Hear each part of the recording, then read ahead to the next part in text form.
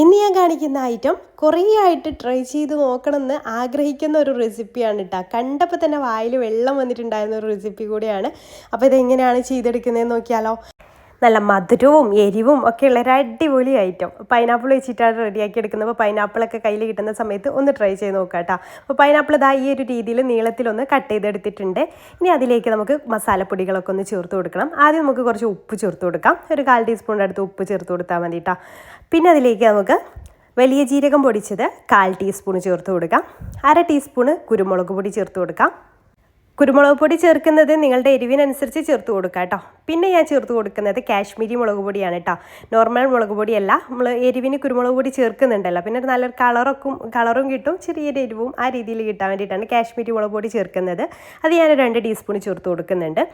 പിന്നെ നമുക്കതിലേക്ക് 1 table spoon പഞ്ചസാര കൂടെ ഒന്ന് ചേർത്ത് കൊടുക്കുക കേട്ടോ. എന്നിട്ട് എല്ലാം കൂടെ കൈ വെച്ചിട്ട് നന്നായിട്ടൊന്ന് തിരുമ്പിയെടുക്കുക കേട്ടോ. ഈ ഒരു എല്ലാത്തിലും നന്നായിട്ട് കോട്ട് ചെയ്യുന്ന രീതിയിൽ നന്നായിട്ടൊന്ന് മിക്സ് ചെയ്തെടുക്കുക. നമ്മൾ മീനിലൊക്കെ മസാല പുരട്ടി വെക്കൂല, ആ രീതിയിൽ നന്നായിട്ട് ഈ രീതിയിലൊന്ന് കോട്ട് ചെയ്തെടുക്കുക കേട്ടോ. ഇനി നമുക്കിത് എണ്ണയിലിട്ടിട്ടൊന്ന് ഫ്രൈ ചെയ്തെടുക്കണം. മീനൊക്കെ പൊരിച്ചെടുക്കുന്ന പോലെ തന്നെയാണ്. വെളിച്ചെണ്ണയിലാട്ടോ ചെയ്തെടുക്കേണ്ടത്. അപ്പോൾ ഒരു പാനിൽ കുറച്ച് വെളിച്ചെണ്ണ ഒഴിച്ച് കൊടുത്തിട്ടുണ്ട്. എന്നിട്ട് നമുക്ക് ആ പാനിൽ ഇതുപോലെ അങ്ങ് മീനൊക്കെ പൊരിക്കുന്ന പോലെ തന്നെ ഷാലോ ഫ്രൈ ചെയ്തിട്ട് എടുക്കാം.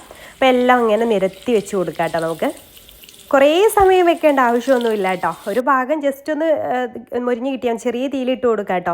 കാരണം പെട്ടെന്ന് തന്നെ കരിഞ്ഞു പോകുമല്ലോ. അപ്പോൾ അതുകൊണ്ട് തന്നെ ചെറിയ തീയിലിട്ടിട്ട് ഒരു ഭാഗം ജസ്റ്റ് ഒന്ന് ആ ഒരു എന്താ പറയുക, മുളകും ഒക്കെ ഒന്ന് കുക്കാവുന്ന ഒരു ടൈം ഉണ്ടാവുമല്ലോ, മുളകിൻ്റെ ആ ഒരു പച്ചച്ചുവ മാറുന്ന ഒരു ടൈം. അപ്പോൾ തന്നെ നമുക്ക് മറിച്ചിട്ട് കൊടുക്കാം. കരിഞ്ഞു പോയ ടേസ്റ്റ് മാറും കേട്ടോ. അപ്പോൾ നമുക്കെല്ലാം ഒന്ന് മറിച്ചിട്ട് കൊടുക്കാം. മറ്റേ സൈഡും അതേപോലെ ഒന്ന് ആക്കിയെടുത്തതിന് ശേഷം നമുക്ക് സെർവ് ചെയ്യാം കേട്ടോ. അപ്പോൾ ഈ രീതിയിൽ നമുക്ക് ചൂടാറിയതിന് ശേഷം സെർവ് ചെയ്യായിരിക്കും നല്ല. ചൂടോടുകൂടെ കഴിക്കാൻ കഴിയില്ല കേട്ടോ. ഞാൻ ചൂടോടുകൂടെ തന്നെ കഴിച്ച് നോക്കിയിട്ടുണ്ട്. ഭയങ്കര ചൂടായപ്പോൾ നമുക്ക് കഴിക്കാൻ പറ്റുന്നില്ല. പിന്നെ അതിലേക്ക് കുറച്ച് പഞ്ചസാര കൂടെ മുകളിലൊന്ന് സെർവ് ചെയ്യുന്ന സമയത്ത് ചേർത്ത് കൊടുക്കാം. ഒരു തവണയെങ്കിലും ട്രൈ ചെയ്ത് നോക്കേണ്ട മസ്റ്റ് ട്രൈ ആയിട്ടുള്ള ഒരു ഐറ്റമാണ്. ട്രൈ ചെയ്തവരുണ്ടെങ്കിൽ ഫീഡ്ബാക്ക് അറിയിക്കട്ടെ കമൻറ്റിൽ. വീഡിയോ ഇഷ്ടമായിട്ടുണ്ടെങ്കിൽ ലൈക്ക് ചെയ്യാനും ഷെയർ ചെയ്യാനും മറക്കല്ലേ. നമ്മുടെ വീഡിയോസൊക്കെ ഇഷ്ടമാവുന്നുണ്ടെങ്കിൽ നമ്മുടെ പേജ് ഫോളോ ചെയ്യാത്തവരാണെന്നുണ്ടെങ്കിൽ ഫോളോ ചെയ്യാനും മറക്കരുത് കേട്ടോ.